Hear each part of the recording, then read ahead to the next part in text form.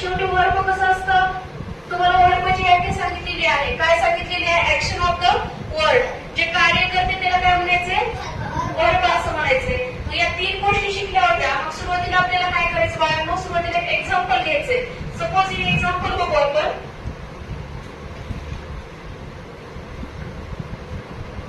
शेतकरी